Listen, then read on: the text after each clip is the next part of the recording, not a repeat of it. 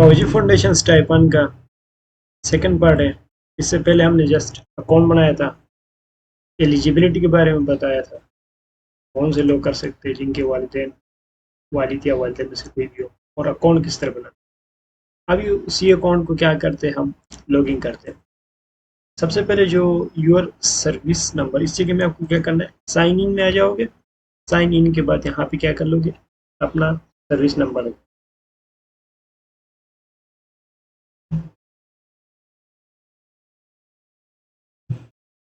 तो नीचे पासवर्ड मैंने आप लोगों को कहा था सीनाइसी रीडर, तो आपने फिर सब कुछ जो भी रख दिया है, लेकिन मेरे पास क्या है, सीनाइसी। मैं यूँ सीनाइसी टाइप करता हूँ, उसके बाद मैं क्या करता हूँ, साइन इन करता हूँ। साइन इन कर लोगे तो आपके पास इधर 1 2 3 4 5 6 स्टेप है। इधर create an account and sign up and login, ये तो कर लिया, क्रिएट अकाउंट किया और उसको लॉगिन कर लिया। उसके बाद पेरेंट्स की इंफॉर्मेशन है। उसके बाद अटैच यूर डॉक्यूमेंट, यानी जिस भी स्टूडेंट को अप्लाई करना है, अगर 2 स्टूडेंट को करना है तो दोनों में यहाँ पे अपना क्या कर लेंगे, डेटा डाल देंगे जिनका वालिद वालिदा सेम हो। कैंडिडेट इंफॉर्मेशन, इसमें फिर आई क्या आएगा, कैंडिडेट इंफॉर्मेशन आएगा। उसके बाद स्टाइपेंड, एप्लीकेशन और ई फॉर्म, एक फॉर्म बनेगा। उसके बाद क्या कर लोगे, सबमिट कर लोगे। सबमिट के बाद एक आपके पास एप्लीकेशन ट्रैकिंग, ट्रैकिंग करना, किसी भी ट्रैक देख लेना। तो यहाँ आप लोगों के पास पॉलिसीज़ जो भी है, इसमें आपको step step stipend, policies, documents के बारे में, यूज़र मैनुअल है, यूज़र गाइड वीडियोस है, यहाँ पे भी आपको वीडियो मिल जाएंगे यूट्यूब से, इन्होंने खुद ऑफिशियली बनाया। उसके बाद सर्टिफिकेट स्टेटस। सबसे पहले हम जाते हैं फर्स्ट एंड मोस्ट इम्पोर्टेंट, यहाँ पे क्या है, parents guardian information. Parent information, your father और मदर इज सर्विंग है, सर्व इन पाकिस्तान फोर्स। ये बहुत सिंपल सी है, बहुत बेसिक सी है। इसमें एक एक करके मैं डेटा पुट नहीं कर लूँगा, आप खुद कर लोगे, यहाँ पे कोई ऐसा नहीं। एक कर लेते, सबसे पहले इधर आप रैंक कर लोगे, वालिद को आप एज अ रिलेशनशिप को कैंडिडेट किया है, वालिद वालिद है आपका, मेरा वालिद है आर्मी में, तो मैंने वालिद का कर लिया। उसका नाम कर लिया, उसका सर्विस नाम, उसका सीनाइसी जो भी, ठीक है, सीनाइसी नंबर है। ये थोड़ा गलत लिखा है मैंने, अच्छा ये हो गया। उसके बाद उसने कितना सर्व किया है, आर्मी में कितना बेटा, लेट्स मैं कहता हूँ इस साल तक बेटा, या 2020 तक। ये मैंने एक जनरल किया, आप लोग कुछ भी कर सकते हो। अच्छा 10 साल के लिए। तो ये जब ज्वाइनिंग किया, लेट्स मेरा वालिद ने किया है ज्वाइनिंग, में कह रहा हूँ मेरा वालिद किया है 1973 में, एग्जाम्पल के तौर पर। तो 1973 से लेकर 1996 में कहता हूँ रिटायर हो गया, या 1996 भी नहीं, 90 ही कर लेता हूँ, तो रिटायरमेंट हो गया। तो किसी का 2000 से लेकर 2020 तक होगा, किसी का 2003 से, ये जो भी है ज्वाइनिंग डेट डिफरेंट होगी, जाहिर बात है। तो ये क्या कर लेगा, टोटल सर्विंग रेंजर खुद कैलकुलेट कर लेगा, यानी ये माइनस ये कर लेगा, अपर माइनस डबल कर लेगा, तो ऑटोमेटिकली डेज, ईयर्स और मंथ्स पूरे आ जाए। उसके बाद guardian information, if parents are not alive, यानी जिसका वालिद साहब या वालिदा जो भी आर्मी में है, वो इस दुनिया से चले गए, उनके लिए क्या है, ये फॉर्म फिल करना है। तो ये आप कर लोगे, बहुत ही सिंपल है, बेसिक सी चीज़। उसको जब अपडेट कर लोगे, अपडेट इंफॉर्मेशन हो गया, उसमें आप कैंसिल किया, मतलब आप लोगों को तो आगे मूव करना है, मैं जस्ट आप लोगों को समझाने के लिए। उसके बाद क्या करना है, अटैचमेंट, क्या करना है आपको, डॉक्यूमेंट्स को अटैच करना है, ठीक हो गया। अभी upload new documents, download all documents. तो डाउनलोड हमने अभी तक अपलोड ही नहीं किया, डाउनलोड किस तरह कर सकते।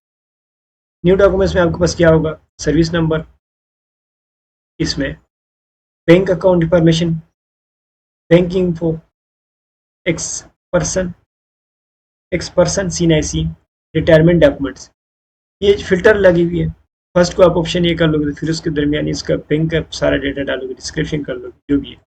उसके बाद अगर आप उसके तो सीनाइसी का, फिर सीनाइसी के अंदर ट्रैक कर लोगे, इधर से यू लिया फाइल में कहीं भी, ये लेट्स हो मेरे पास कोई अटेंडेंस फॉर्म, ये जो भी है सीनाइसी, कोशिश कर लो पीडीएफ में हो, या जेपीजी में, या जेपीजी में हो, या जेपीजी या जेपीजी, इनमें से कुछ भी हो, तीनों में से ऑप्शनल है। ये भी बिल्कुल बेसिक सी, ये अपलोड कर लोगे, साथ साथ सारा डेटा कर लोगे, उसके बाद गो कर लोगे तो क्या क्या नहीं आएगा। तो इसको भी मैं क्या करता हूँ, कैंसिल कर लेता हूँ। सेकंड स्टेप भी हमारे पास हो गया कैंडिडेट इंफॉर्मेशन। ये कैंडिडेट का इंफॉर्मेशन है। लेट्स सपोज मेरे पास मेरे 3 भाई बहन है, हम ठीक है, हमने एक साथ कर लिया, ये आप लोग खुद कर लोगे। तो इसमें अगर किसी को ऐड करना है, ऐड अ न्यू कैंडिडेट, चलो इसका पूरा डेटा डालोगे तो क्या होगा, एक टेबल में वो भी क्या होगा, एक रो बन जाए। अगर मैं चौथा मेरा छोटा भाई है या बहन है, उसको भी मैं क्या कर सकता हूँ, ऐड कर सकता हूँ। ठीक हो गया। तो इसको भी मैंने कैंसिल कर दिया, फिर इस भी कैंसिल कर लेता हूँ। लेकिन ये बात याद रखना, जो यूनिवर्सिटीज़ में इस time third and fourth semester में है, उनको मिनिमम 80% होनी लाजमी है मेट्रिक और एफएससी में। उसके बाद CGPA 2 से लेके 3 तक होगी तो उनका आएगा कोई 50% जो स्टाइपेंड। जिनका 3 से लेकर 3.5 तक है उनको आएगा कोई 70% स्टाइपेंड। जितने भी स्टाइपेंड, लेट्स हमारे पास 10,000 है या लाख है या 2 लाख है, जितने भी, उसका परसेंटेज आती है। तो ये जो CGPA काउंट होती है लास्ट 2 सेमेस्टर की होती है। लेट्स सपोज मैं इस टाइम 7 सेमेस्टर में, मेरा CGPA 6 एंड 5 का होगा, क्योंकि 7 मेरा अभी कंटिन्यू। लेट्स सपोज उन दोनों का मैं CGPA निकाल लेता हूँ, अगर मेरे पास आ जाता है 3.5 या 3.6, तो मुझे 70%, सॉरी 100% मिलेगा 3 से ऊपर। अगर मैं उन दोनों को ऐड करके डिवाइड बाई 2 कर लेता हूँ, अगर मेरे पास आता है 2.5 या 2.6, तो मुझे मिल जाएगा 30% सम कुछ इतना। उसके बाद स्टाइपेंड एप्लीकेशन भी सिंपल है, ये चीज़ है। You can apply bye stipend application only against active candidate. Active candidate के मीन्स जितने भी आपके पास यूनिवर्सिटीज़ में पढ़ते हैं, ये नहीं कि मैं अभी मेरा बड़ा भाई ग्रेजुएट हो गया 2 साल हो गया 3 साल हो गया, वो तो अप्लाई नहीं कर सकता। वो पहले वाला डेटा तो नहीं डाल सकता, उसमें अपना रिजल्ट पहले वाला नहीं डाल सकता, क्योंकि उधर डेट होगी, मेंशन होगी, और उसको आपको अटेस्ट करवानी है। इवन मैट्रिक और एफएससी के डॉक्यूमेंट्स को भी अटेस्ट करवानी है अपने HOD से या अपने हेड से, जिस भी इंस्टीट्यूशन में आपको। उसके बाद ट्रैकिंग, एप्लीकेशन ट्रैकिंग तो जाहिर बात है, इसमें भी यही है। ट्रैकिंग मतलब कोई भी चीज़ की ट्रैक करने की कोई एक ID मिल जाती है, उसको पता चल जाता है कि आपके एप्लीकेशन में क्या इस टाइम क्या प्रोग्रेस चल रही है। उसके बाद समरी हो गया, ये बिल्कुल बेसिक है, ये सारा चीज़ें आ जाएगी A to Z। एक बंदे की फॉर्म, लेट्स सपोज ये मेरा अपना फॉर्म है आबिद अली खान का है, मैं करता हूँ नाविद अली खान का, तो उसके क्या होगी, उसके ये मार्क्स, उसका डेट ऑफ बर्थ, उसका स्कूल, ये सब चीज़ें क्या होंगी, चेंज होगी। अगर आप मैं अपनी बहन का कर लेता हूँ, तो उसका मैंने अभी तक डेटा नहीं डाला है, ये बिल्कुल न्यू है, तो उसका डेटा इधर हमारे पास शो नहीं हो रही। तो एक ID देंगे, स्टूडेंट ID ऑटोमेटिकली असाइन होगी और एक्टिव स्टेटस होगी, ठीक है, और इवन डेट ऑफ बर्थ भी मांग। आज का ये था बिल्कुल बेसिक से। अगर कोई भी आप लोगों को इसमें कोई इश्यू आ जाती है, क्योंकि अभी तक मैंने भी कंप्लीट सबमिट नहीं करवाई डॉक्यूमेंट्स, इसका लास्ट डेट है 31 जुलाई तक, तो हम कर सकते हैं आराम से डॉक्यूमेंट्स कंप्लीट करने के बाद।